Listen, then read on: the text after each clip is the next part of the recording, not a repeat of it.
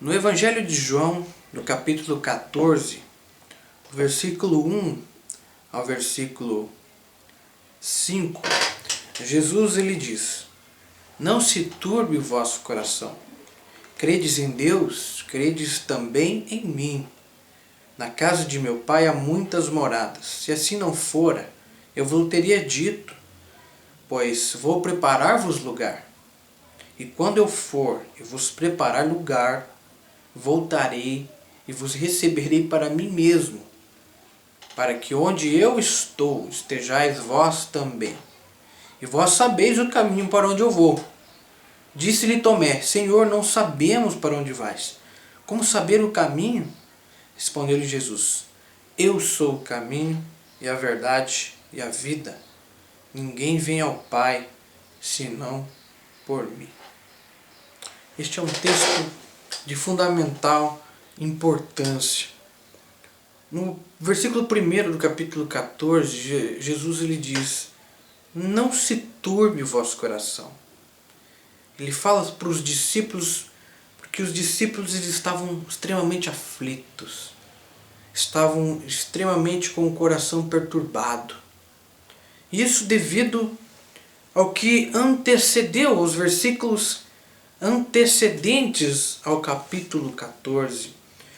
Lá no versículo 21 do capítulo 13, o traidor é indicado por Jesus, Judas Iscariotes.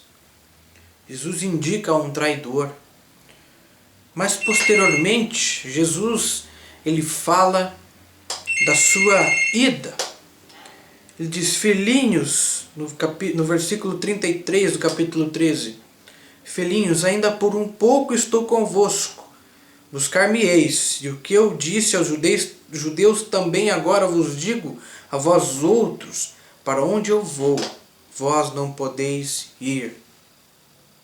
Você consegue imaginar os discípulos depois de 3 anos juntos com Jesus, junto com o Mestre?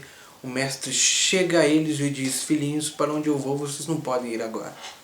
Estou partindo. Então, no versículo subsequente, ele diz: Mas novo mandamento eu vos dou, que vos ameis uns aos outros, assim como eu vos amei, que também vós ameis uns aos outros. Nisto conhecerão todos que sois meus discípulos, se tiverdes amor uns aos outros.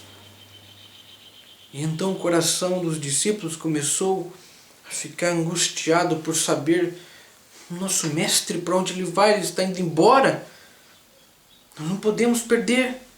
Imagine aqueles discípulos que viram durante tanto tempo os milagres de Jesus. Durante tanto tempo acompanharam os ensinamentos maravilhosos de Jesus. Que durante tanto tempo presenciaram o próprio Filho de Deus na terra. Presenciaram a plenitude de Deus ao lado deles. E, num certo momento, ele diz: para onde eu vou agora, vocês não vão poder ir. Então, por isso, Jesus ele diz: não se turbe o vosso coração. Não fiquem perturbados por causa disso. Credes em Deus e credes também em mim. Então ele diz: na casa do meu Pai existem muitas moradas. Se assim não fosse, eu teria falado para vocês. Porque eu vou lá para preparar lugar. E quando eu for e preparar lugar, eu voltarei e eu vou receber vocês mesmo. Porque onde eu estou, eu quero que vocês também estejam comigo. E vocês sabem o caminho para onde eu vou, Jesus lhe disse. E os discípulos, até então, no momento, eles não tinham discernimento e compreensão do que estava acontecendo. Então Tomé disse: Senhor, não sabemos para onde vais, como saber o caminho? Como saber o caminho para a gente chegar até o Senhor? Então Jesus lhe diz: eu sou o caminho, eu sou a verdade e a vida. Ninguém vem ao Pai senão por mim.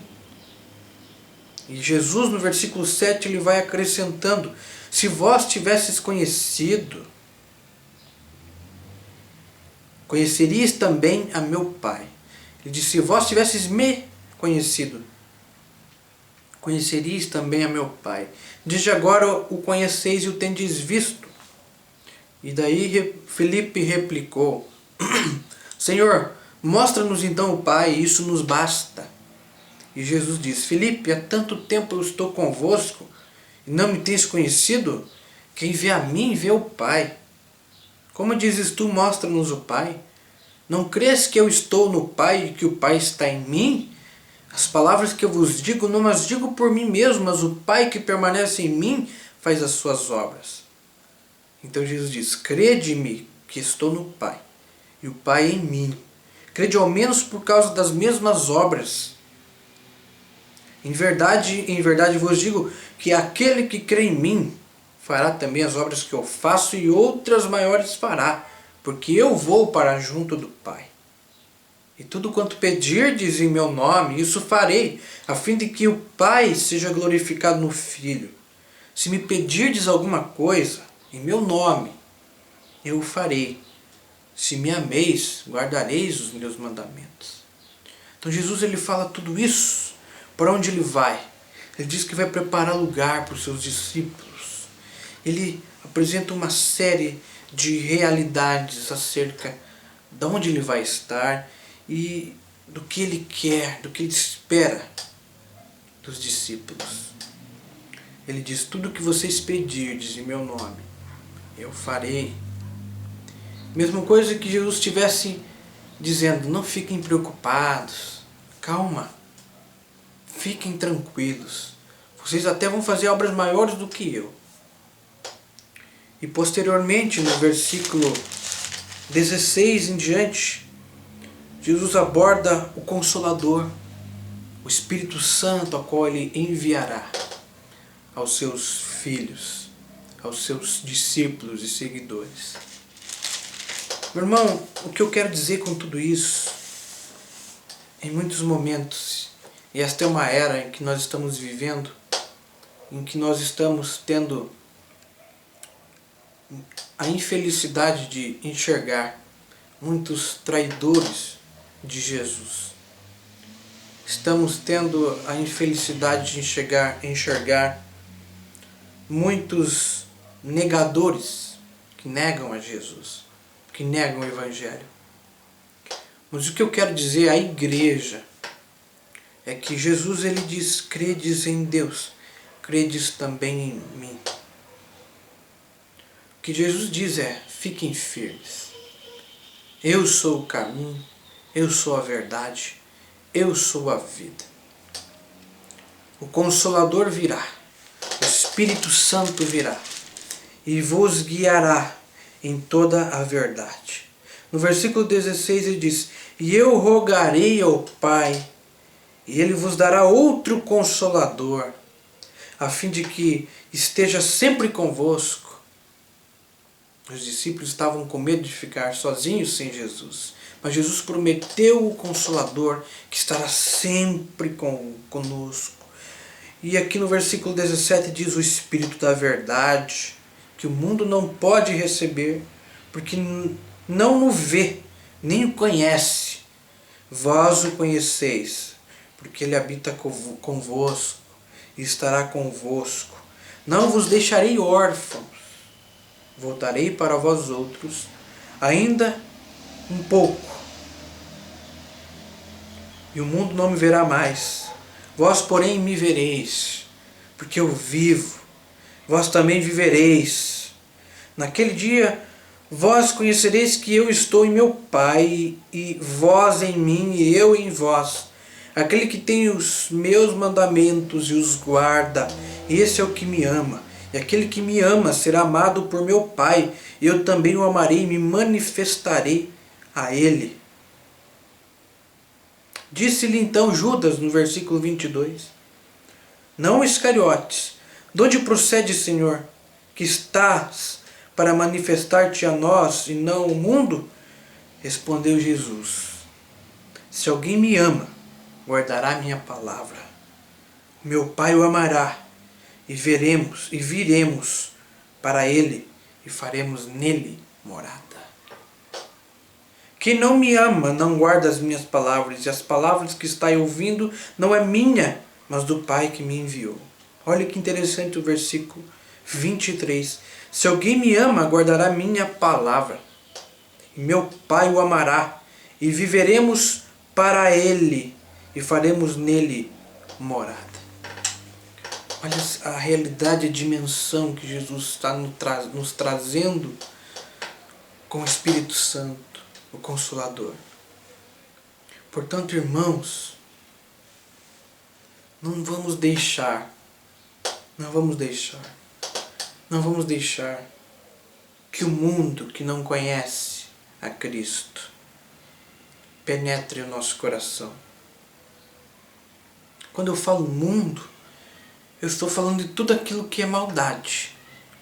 Estou falando de tudo aquilo que não tem vínculo com o amor, que é o que rege o nosso relacionamento com Deus e com o próximo. Jesus lhe disse: se vocês me amam, vocês vão guardar a minha palavra. Se alguém me ama, guardará a minha palavra, e meu Pai o amará.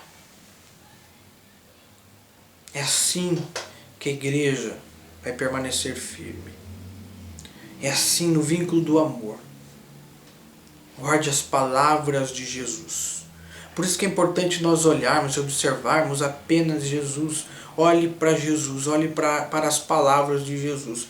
Se você olhar só para Jesus, você não cai em equívocos. Você não cai em erros. Olhe para Cristo. Olhe para as palavras de Jesus. Não se perturbe o vosso coração. Credes em Deus, credes também em mim. Crer em Deus, crer em Jesus. Jesus não nos deixou órfãos. A maior maravilha é a certeza de sabermos que Deus está aqui, habitando em nosso coração. Deus habita em corações que amam. Deus habita em corações que têm a sensibilidade do amor, porque o Pai é amor. Aquele que não ama não é nascido de Deus e não conhece a Deus, porque Deus é amor. Meus irmãos, voltemos ao Evangelho de Jesus. Este é o nosso clamor como igreja de Jesus neste mundo. Jesus não nos deixou órfãos. Tenhamos coragem de não ficarmos na perturbação do nosso coração, observando e vendo onde está o Senhor diante de todas essas desgraças que têm acontecido. Deus nos deixou. Diante de todos esses problemas que temos vivido dentro da igreja, Deus nos deixou.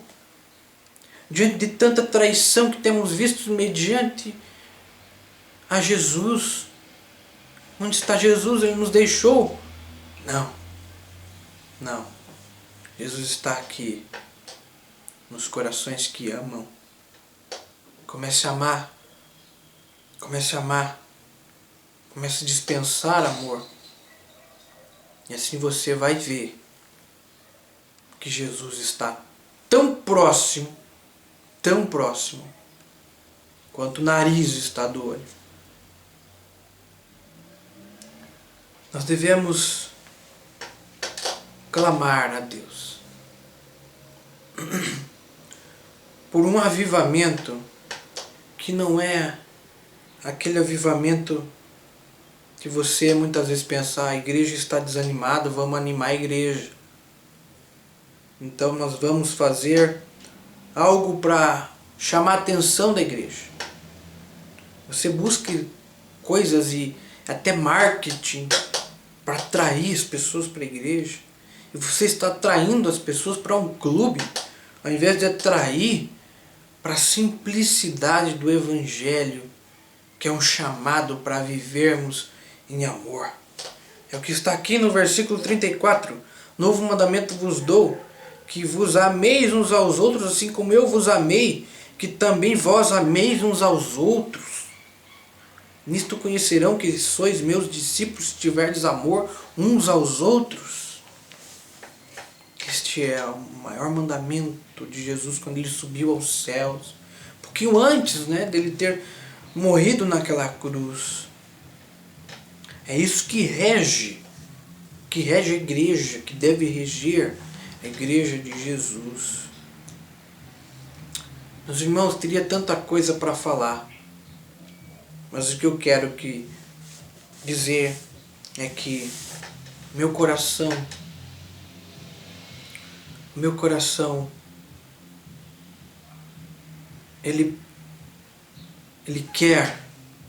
ele precisa mais de Deus. O nosso coração deve ansiar a presença de Deus dia a dia. E a presença de Deus, a presença do Espírito Santo de Deus, nós encontramos através de Jesus. Eu sou o caminho, eu sou a verdade e eu sou a vida. Ninguém vem ao Pai, ninguém se aproxima de Deus se não for por Jesus.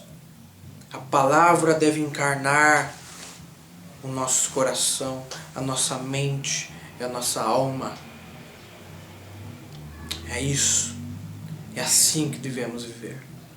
Que o Senhor te dê coragem e força na nossa caminhada para vivermos uma igreja que expresse Jesus Cristo. Que sejamos reconhecidos como discípulos do Senhor pelo vínculo do amor que dispensamos uns com os outros. Esta é a solução para esta geração de igrejas.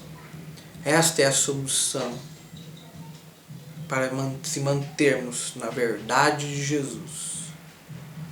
Que o Senhor te guarde, que o Senhor nos guarde, que o Senhor nos esclareça dia a dia a sua palavra e nos dê força e coragem para permitirmos que a sua palavra penetre nos nossos corações e entre em confronto com o nosso egoísmo mesmo, com aquilo que nos impossibilita de deixarmos a palavra de entrar em nós, porque nós temos muitas restrições quando o Evangelho é simples.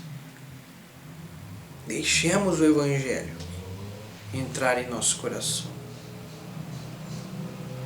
Que o Senhor nos guarde, nos abençoe e juntos vamos nesta caminhada. Amém?